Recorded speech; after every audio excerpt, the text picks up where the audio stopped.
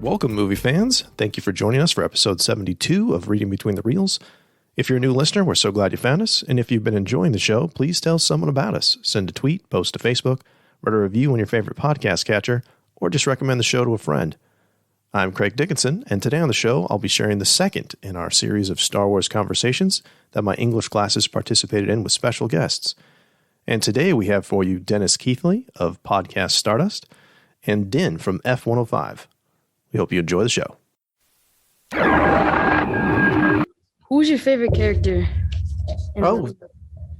Okay. Well, when I first saw Star Wars when I was 4, C-3PO was actually my favorite character. But as I've gotten older, that's changed. When I was a teenager, it turned into Han Solo, and now I think it's Obi-Wan Kenobi. I kind of like how he has got struggles to deal with, and he's doing the best he can, but he can't always get it right. But so I just kind of like how he's relatable. Who's your favorite character? Probably Anakin. Very good. I like him too. Hi.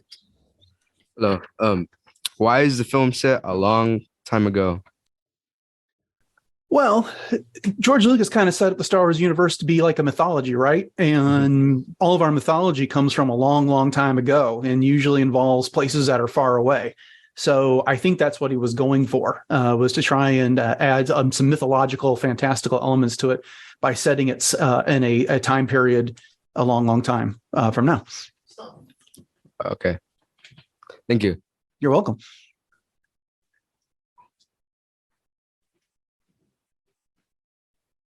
What's your favorite Star Wars movie? I would have to say right now, I think it's Return of the Jedi. That's the one that was coming out when I was in 3rd grade, and it was the first movie I can ever remember anticipating and really looking forward to and getting excited when I saw the action figures in Target and being able to follow along with all our rumors and hints and everything that were coming out about it. But what's your favorite movie? Probably the same. Okay. Thank you. You're welcome. Hi. Hi. What do you think about Anakin? I think he's a very tragic figure. I think a lot of expectations were placed on him because of the prophecy of the Chosen One, and the Jedi were expecting things from him without giving him necessarily all the guidance that he needed to achieve what they hoped for him. And you couple that with having been taken away from his mother at a very young age, that put him in a brand new place. I mean, just think about it from his perspective. If you had been snatched away from your parents when you were young and then expected to save the galaxy, it's a tall task. And then facing challenges like meeting someone that he falls in love with and not being able to talk to anybody about it, that is going to be difficult for anybody. But what do you think about Anakin? I think he could have been a good guy. Okay. Yeah. Thank you. You're welcome. Why do you think Darth Vader's obsessed with finding Luke? What do I think he would do? What? Why do you think Darth Vader's obsessed with finding Luke? Well, he's in a very bad place when we first see him, and when we see him in the Empire Strikes Back. He's more machine now than man. His wife has died. He is essentially an indentured servant to the Emperor. And he's looking for legacy. He's looking for connections. And when he discovers that he's got a son that survived, that's something he wants to know about. And not to mention, he can see Luke as being his key from getting out from underneath the rule of the Emperor. And so that's something that would be very attractive to him. Finding lost family is always, or reconnecting with lost family is always highly motivating. But what do you think? What do you think he was looking for? Reconnecting with a family. Okay. All right. Thank you. You're welcome. Hi. Hi. Do the Sith have a chosen one or no? Well, you could argue that Anakin was their chosen one, right? Because Palpatine kept getting rid of apprentices so he could ultimately take Anakin as an apprentice. So I don't know that they explicitly had one, but I kind of feel like Palpatine saw Anakin as that chosen one. Oh, okay. Thank you. You're welcome. What is your favorite force power and why? Oh, favorite force power. That's a good question. I think the mind trick is always fun, and not because necessarily I'd want to do, but I do think it's led to some great comedic moments in Star Wars with Obi-Wan Kenobi using it against stormtroopers and Rey using it against a stormtrooper in The Force Awakens. Yeah, so I've always enjoyed that one. But how about you? What is your favorite Force power? The same one. Same one? Okay, it is a good one. All right, thank you. You're welcome. If Qui-Gon is such a believer in fate, then why does he spend so much time manipulating things? If Qui-Gon is such a believer in fate, then why does he spend so much time manipulating things? Yes. Do you have an example? Like when he Kind of like maybe when he's controlling the dice roll in the yeah. I think he's more of a believer in the prophecy of the chosen one when it comes to Anakin, because he describes him as a convergence in the Force. He's never encountered anybody like that, and I believe Qui-Gon sees Anakin as an opportunity for the Jedi to bring balance to the Force, and therefore he's willing to nudge things along those lines. He believes that fate brought him there to Tatooine to meet Anakin, and so he's not going to leave the rest up to chance. But what do you think about that? Yeah, I think that too. Okay. All right. Good question. Why is the Emperor obsessed with Luke taking Darth Vader's place? Good question. And let's think about this for a second. The Sith have a rule of two, right? Where there's always a master and always an apprentice. And it is incumbent upon the master to teach the apprentice everything he knows. And then eventually the apprentice is supposed to try and overthrow the master, so he becomes the new Sith master. And I believe the Emperor looked at it from this point of view, that he's taken Anakin as Darth Vader as far as he can get. And so Darth Vader either needs to challenge the Emperor and defeat him, or needs to make way for a new apprentice.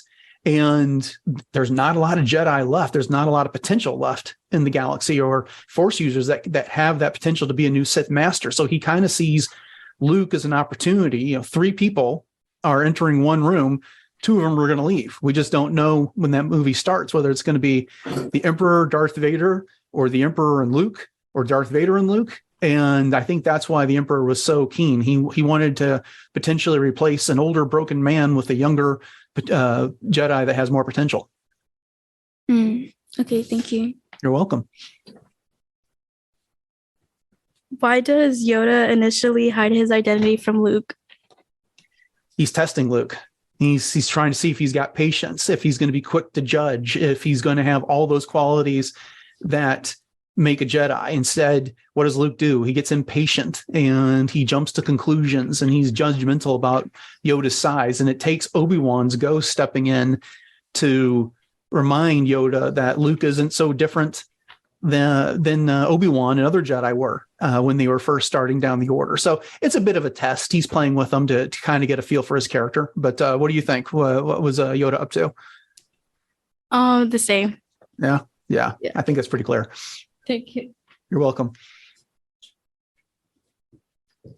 How do you think Darth Vader knew that his Princess Leia and Luke Skywalker were his kids? Well, there's a whole comic book series that explains out how he figured out who Luke was. But he knew when Padme died that she was pregnant. And then I believe somewhere along the line, if you just put that comic book series along to the side, that there's something familiar with Luke. And he was able to feel some sort of a familiarity through the Force. And then when Vader was fighting Luke on the second Death Star, and he was kind of probing out there with the Force and trying to get a measure of Luke and what Luke was thinking and what he was concerned about, that's when it dawned on him that he was concerned about Leia. And it's not just because she was an ally, it was because she was a sister. And so he was using that to goad Luke into doing something rash and foolish. Okay, thank you. You're welcome. What makes you think that, why do you think that Han doesn't believe in the Force? A good question. I think there's a lot of reasons for that. He hasn't seen anybody use it for a very long time. It's kind of, at this point, the Jedi have been gone. They haven't been making themselves known for years and years and years.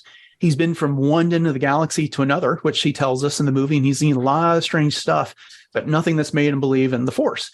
He is a guy that has gotten by on his wits, he's gotten by on his luck, and he's gotten by on his skills.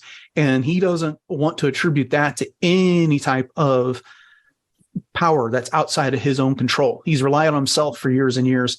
And so that's why it's hard for him to accept something like the Force might exist that would have an influence on everything he does and what's going on in the rest of the galaxy.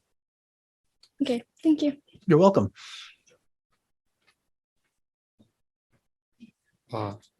Who do you think originally learned the Force? Ooh, who do I think originally learned the Force?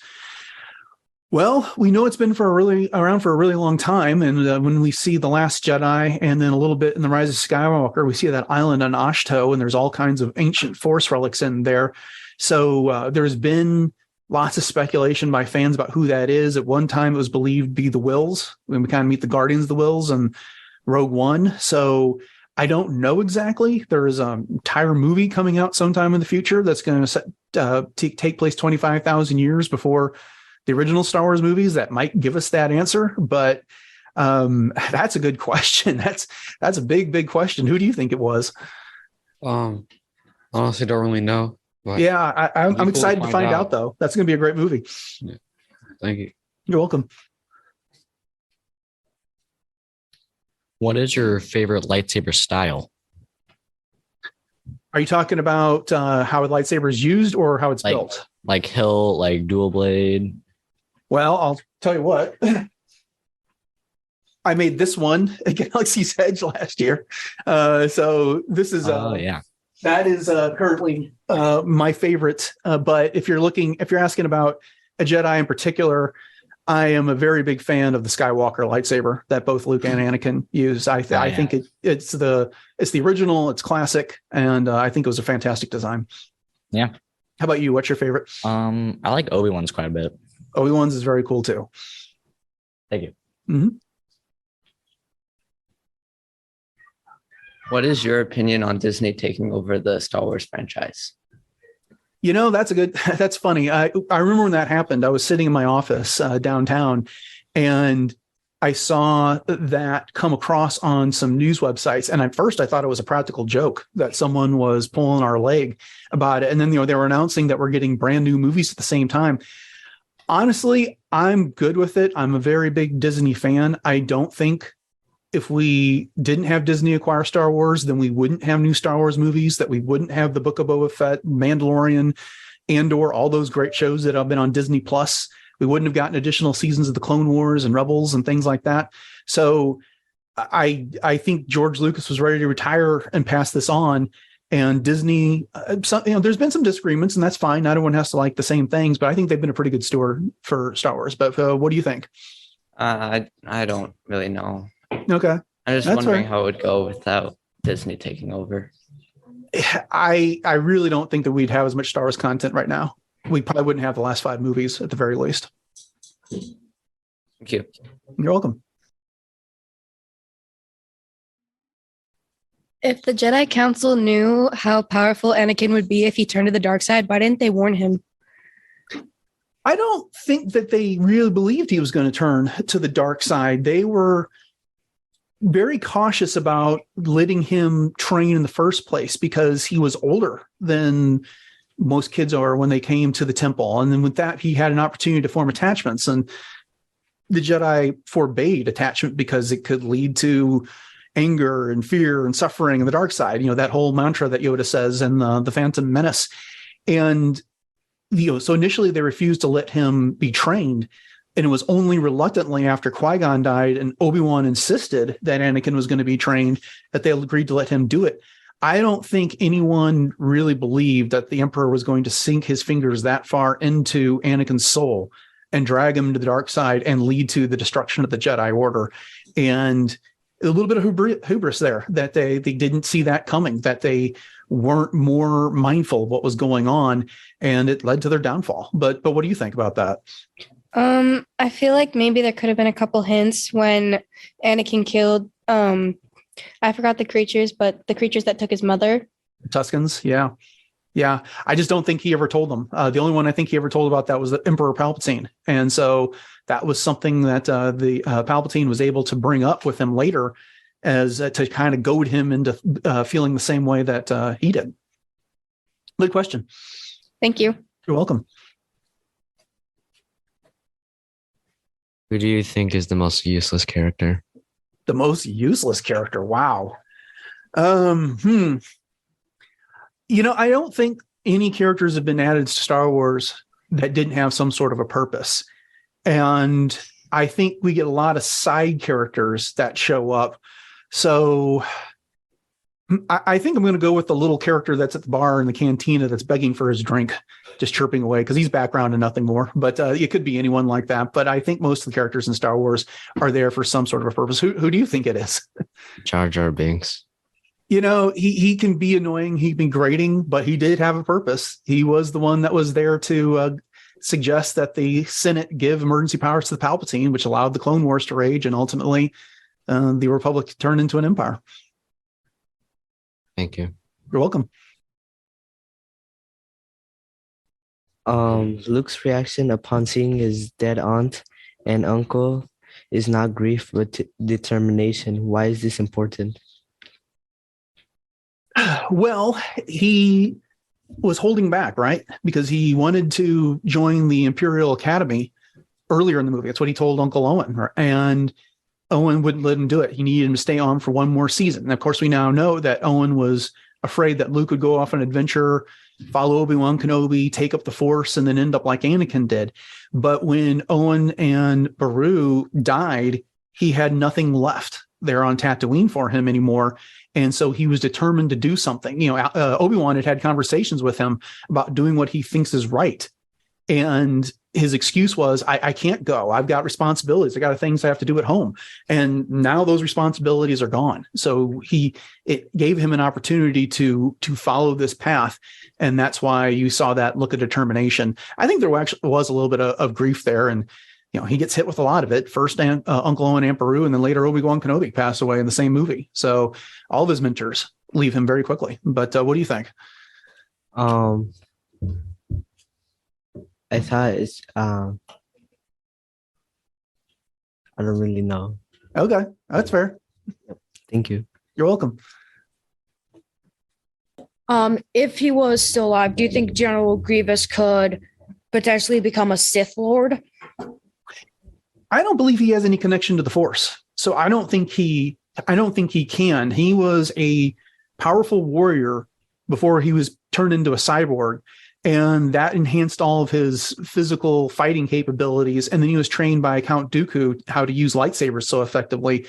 But I don't believe he's ever demonstrated any abilities to use the Force. So I don't think he would be eligible to become a Sith. But what do you think about him?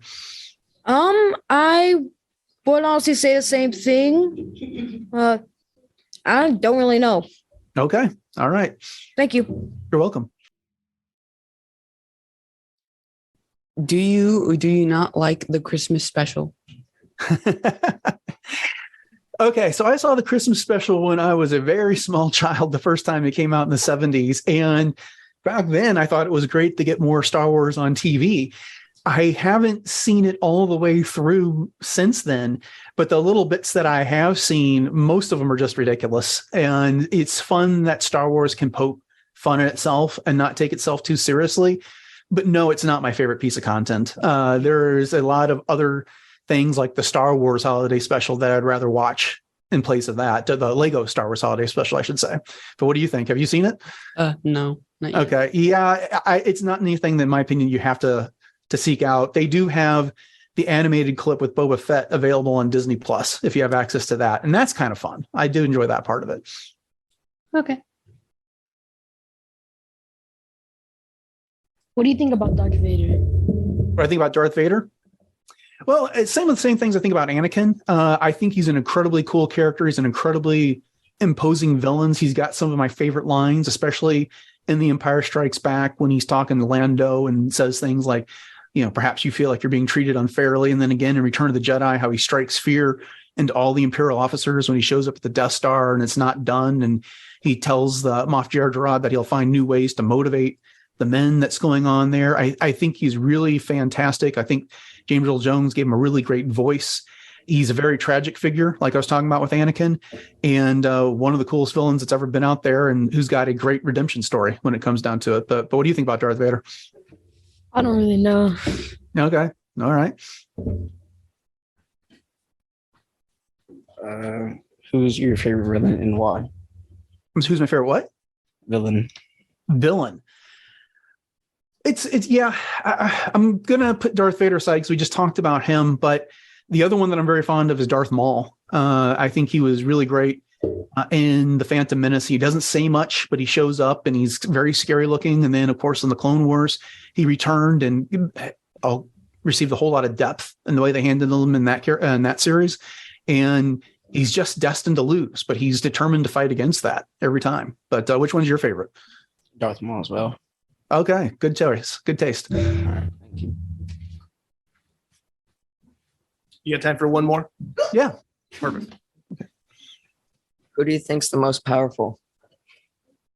The most powerful Jedi or either?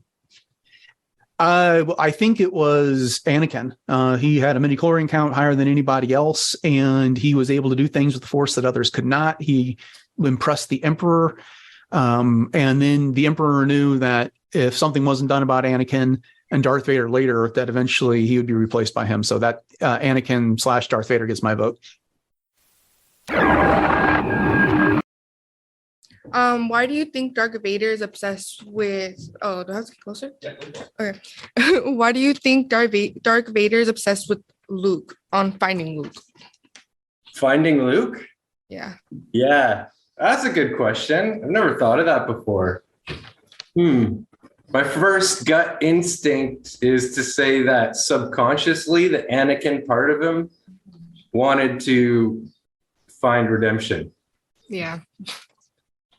Good question. Thank you. Is that? You agree? Yeah. I mean, I thought it was just because he wanted to find his son. Yeah. Yeah. So. I think, like Hayden Christensen said about him and Kenobi, that there's a part of Anakin still there, and he's not totally Darth Vader. That's how I see it. All right. What are your thoughts on the Rise of Skywalker? No comment. Oh, okay. Look, I'll point out something good first. I think they did right by Leia.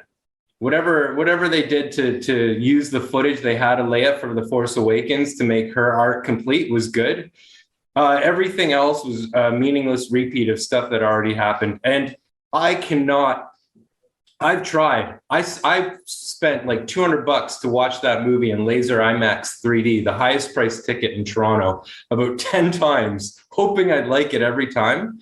And every time Kelly Marie Tran and Rose get sidelined in an era where people were harassing with verbal and physical violence Asian people, that was not the rebellion. That was not Star Wars. Star Wars has to stand for the underdog, and it has to stand against racism. It has to stand against all that stuff. If not, it's meaningless. So Rise of Skywalker to me is meaningless. Sorry. The theme was we go together. We go together without Rose as she stays behind. All right. Agreed. Good question. Sorry for being so straightforward. It's okay. If stormtroopers learned the use of a lightsaber, would they be a bigger threat? Yeah, but they can't even shoot blasters straight. So, you can't give them lightsabers. They're going to cut off each other's arms and be very dangerous. True. Yeah. Good question. Do you think if Qui-Gon Jinn trained Anakin will never turn to the dark side?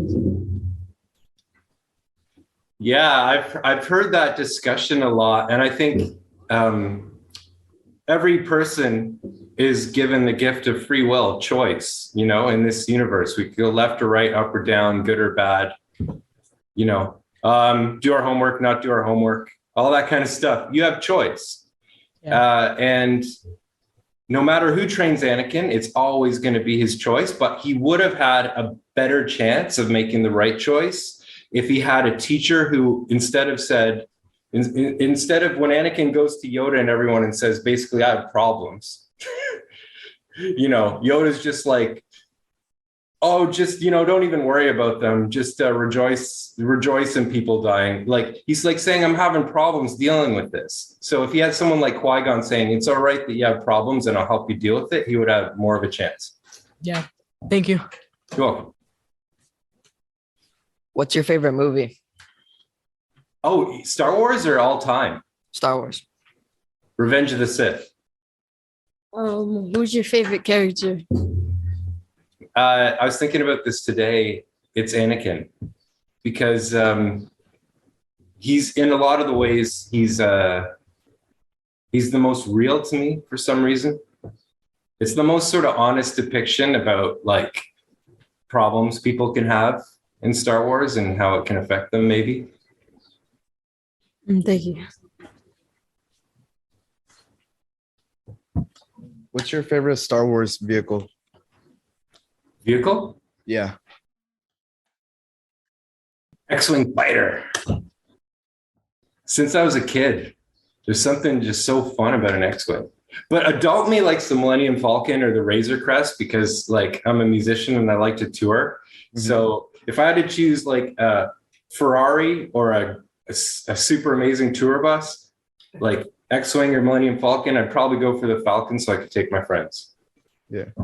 Thank you. Or the Razor Crest.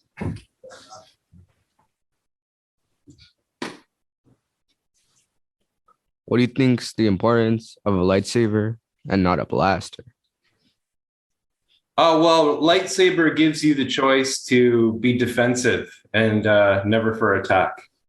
So you can deflect the attack and not have to attack. Okay, thank you. You're welcome.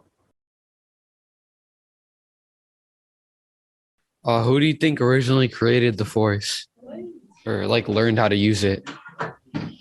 Oh, who learned how to use it?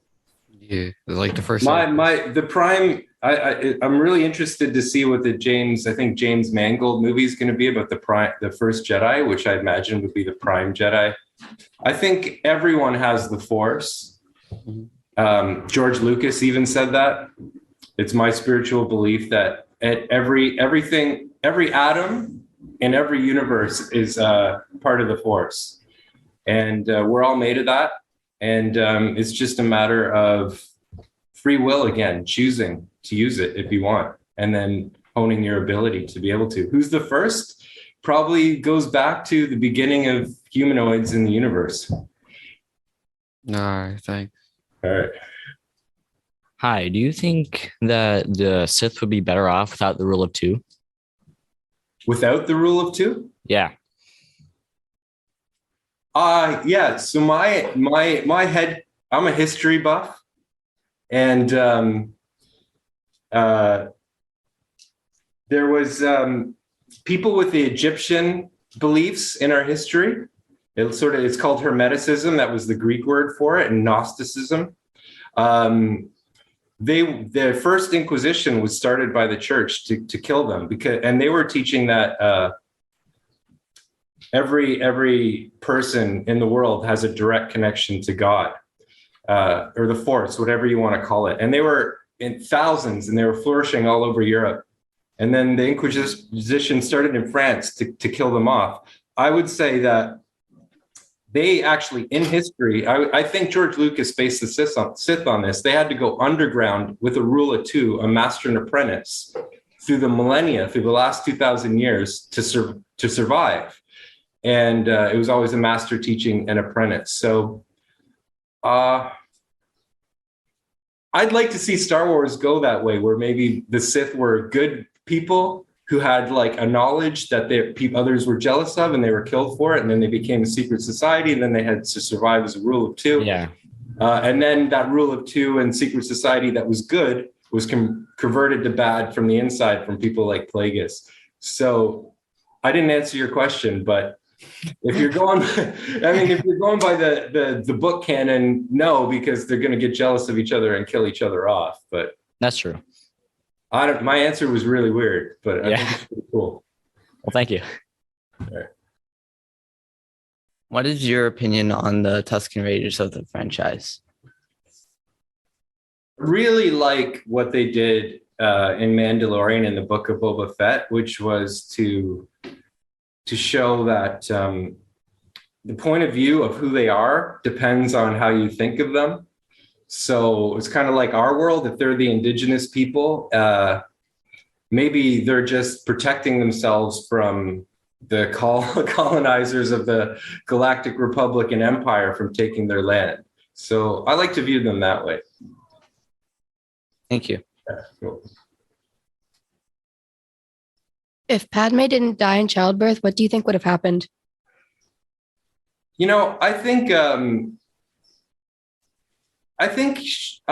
see, Anakin was the chosen one at that time from a certain point of view. And I think when Padme said, leave the Jedi Order, come with me, I think he had a moment there to sort of step back from everything and, like Ahsoka, and discover who he really is and try to correct his ways with her and try to find a more balanced life. And if he did that, then I don't think she would have died of a broken heart. Yeah. Thank you. So, What are your impressions of Order 66?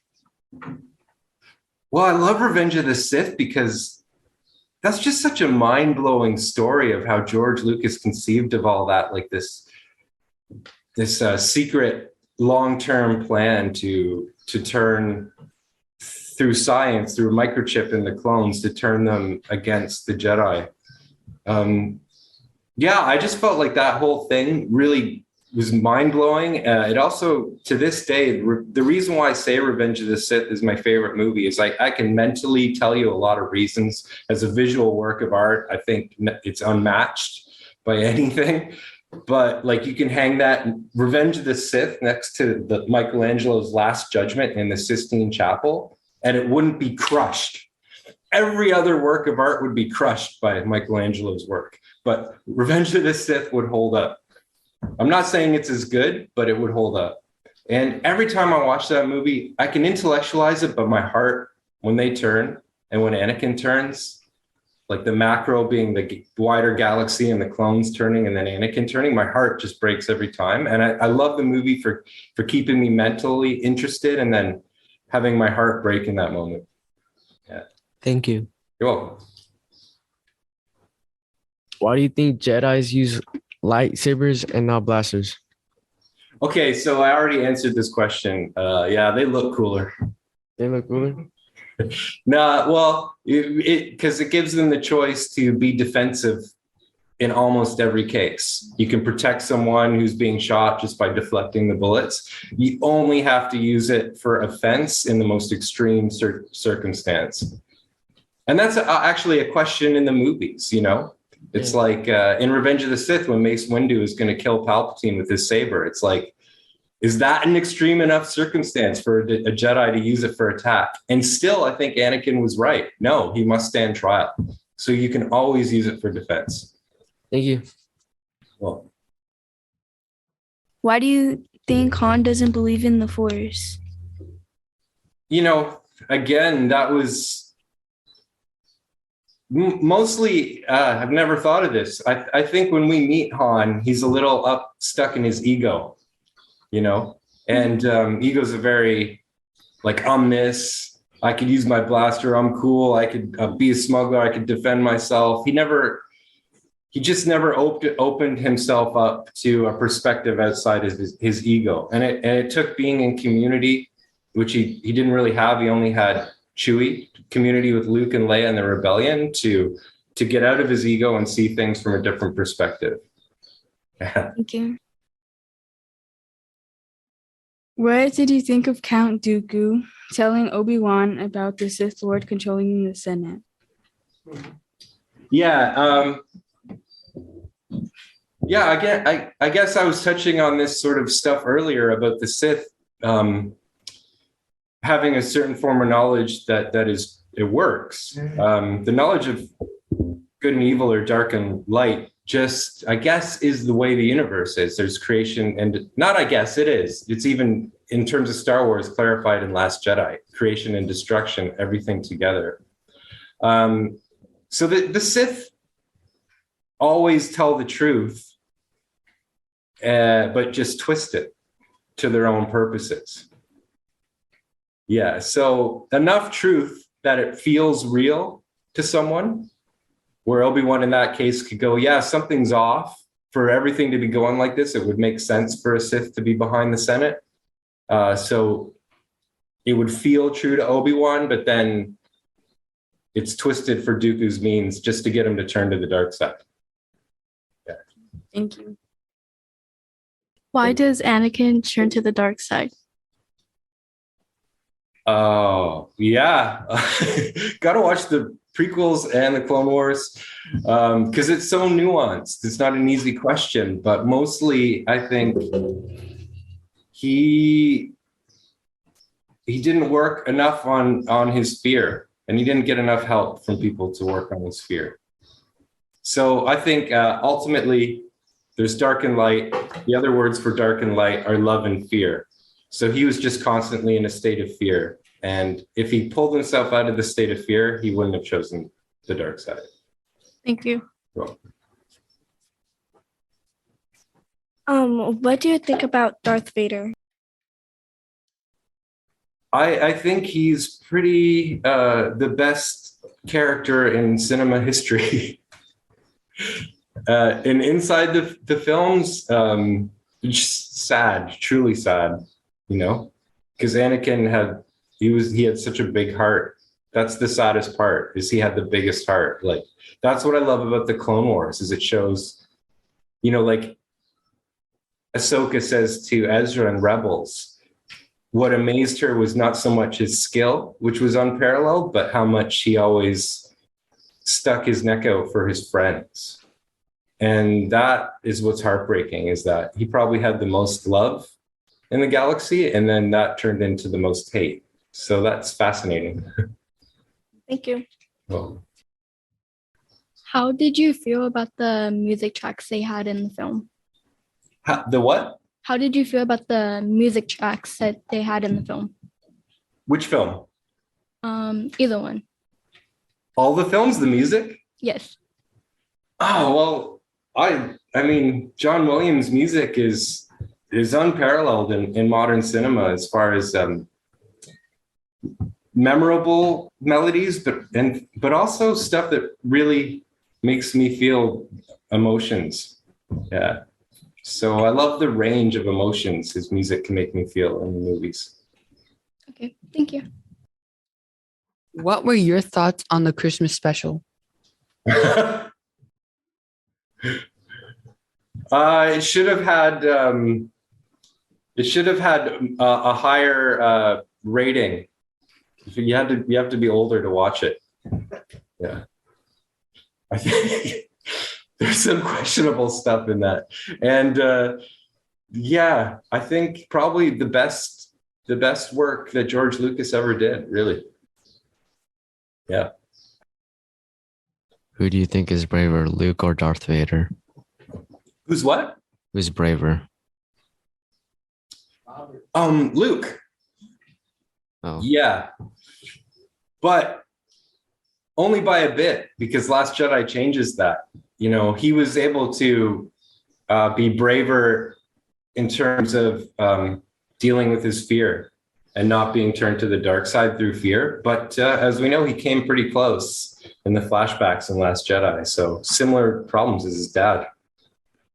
In the end, I think he was braver to, you know, him coming back in Crate showed an amount of bravery that maybe was greater. Yeah. Thank you. Why do you think Darth Vader told Luke that he was his father? Again, he thinks he wants to convince him that it's his destiny to join him because he's his son, but really subconsciously he wants his son to find the human in him so he can free himself. Thank you. You're welcome. Kind of going off my last question about who created it, the Force. Who do you think created the Jedi? Like who started it? An addendum to my first answer, the Force created the Force, which I think the Force is everything all one, and like the Big Bang, everything is just an individual point of view of the Force. And then, sorry, your question? Who do you think started the Jedi?